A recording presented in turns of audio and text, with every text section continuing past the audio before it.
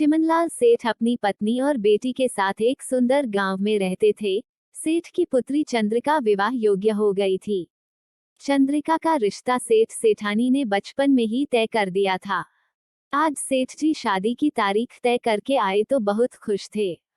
रात को अपनी पत्नी से बोले, मैं चंद्रिका का ब्याह बहुत धूमधाम से करूंगा, उसके लिए एक नौलखा हार भी बनवाऊंगा। सेठानी बोली, हाँ, चंद्रिका नौलखे हार में कितनी सुंदर लगेगी, मगर आप हार बनवाएंगे किससे? अपने चंदू सुनार से बनवाऊंगा।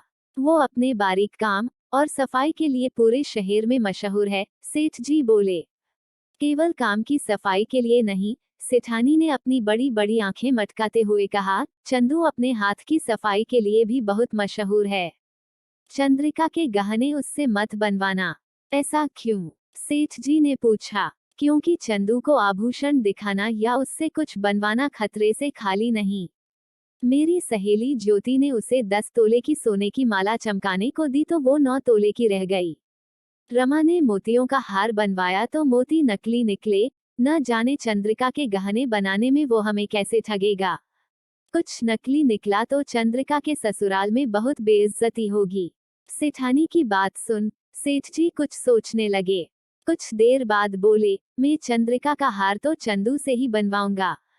देखूं तो सही, वो मुझे कैसे ठगता है। आप ऐसी भूल मत कीजिए। चंदू ने बड़े बड़ों के छक्के छुड़ाए हैं और आप तो सीधे सादे इंसान हैं। चंदू के सामने आपकी एक नहीं चलेगी, आपका ही नुकसान होगा। सेठ जी मुस्कुराते हुए बोले, तुम फिक्र मत करो, मैं बहुत सावधान रहूंगा। अगले दिन सेठ जी ने चंदू को बुलाया और उसे सारा काम समझा दिया। फिर वे बोले, देखो चंदू, लोग कहते हैं कि तुम अपने काम में काफी हेरा फेरी करते हो। चंद्रिका के गहनों में मैं ठगा जाना नहीं चाहता, इसलिए मेरा एक आदमी हमेशा तुम्हारे साथ रहेगा और तुम मेरे नदी के पार बने मकान में काम करोगे। सेठ जी की बात सुनकर चंदू दुखी हो गया और बोला, सेठ जी, मुझे इतना शर्मिंदा ना करिए। चंद्रिका बिटिया मेरी बेटी जैसी है, भला मैं उसके गहने बनाने में बेईमानी क्यों करूंगा? आप बस बता दें, मैं सब तैयार करके ले आऊंगा। सेठ जी बोले, नहीं चंदू, अपनी बेटी के गहनों के मामले में मैं किसी पर विश्वास नहीं करूंगा।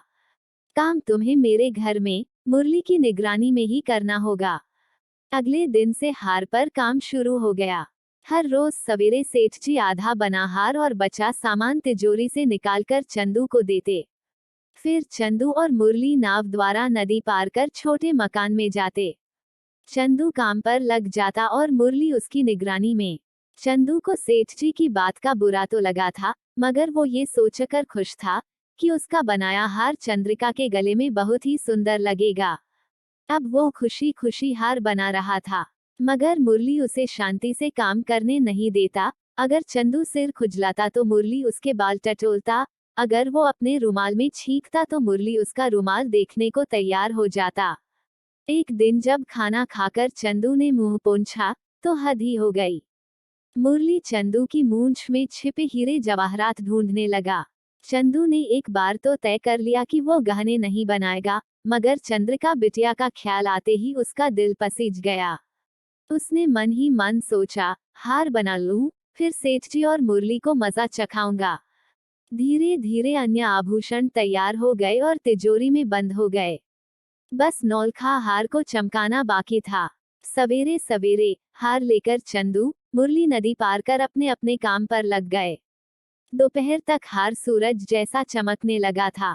हार को एक लाल रेशम के कपड़े से ढकी तश्तरी में सजा चंदू नाव में बैठ गया। मुरली नाव चलाने लगा। नाव नदी के बीच में पहुंची ही थी कि चंदू ने दूर से आते हुए सेठ जी को देखा। खुशी के मारे चंदू नाव में खड़ा हो गया और जोर जोर से हाथ हिलाते हुए उन्हें बुलाने लगा। अरे अरे, ये क्या कर रहे हैं? मुरली ने घबरा कर कहा। और देखते ही देखते चंदू की हरकत के कारण नाव पलट गई।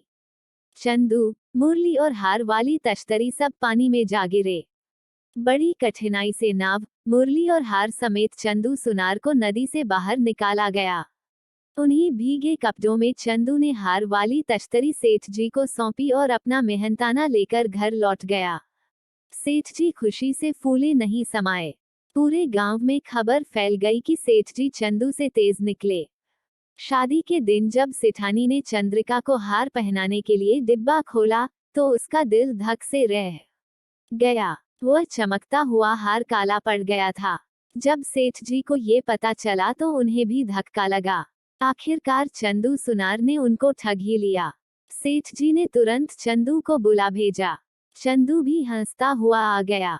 सेठ जी के हाथ में असली हार रखते हुए बोला, ये लीजिए आपका हार। मेरे वादा करने पर भी आपने मुझ पर विश्वास नहीं किया, इसलिए आपको सबक सिखाने के लिए मैंने ये सब किया। मगर सेठ जी अचंभित होकर बोले, आखिर तुमने ये सब कब और कैसे कर लिया? तब चंदू ने सेठ जी से कहा, आपको याद है जब नाव उलट गई थी? नदी के बीचों बीच मैंने नकली हार छिपा रखा था। जब मैं पानी में गिरा तब मैंने हार बदल दिया। फिर रात को आकर असली हार पानी से निकाल लिया। चंदू की चालाकी सुन सेठ जी के चेहरे पर भी मुस्कान आ गई। इस तरह चंदू ने अपनी सूझबूझ और चतुराई से सेठ जी को अच्छा सबक सिखाया। मेरे प्यारे दोस्तों, आपको कहानी कैसी लगी हमें कमेंट में जरूर बताइए। कहानी अच्छी लगे तो कहानी को लाइक कीजिए, शेयर कीजिए और चैनल को सब्सक्राइब करना ना भूले। कहानी सुनने के लिए आपका बहुत बहुत धन्यवाद।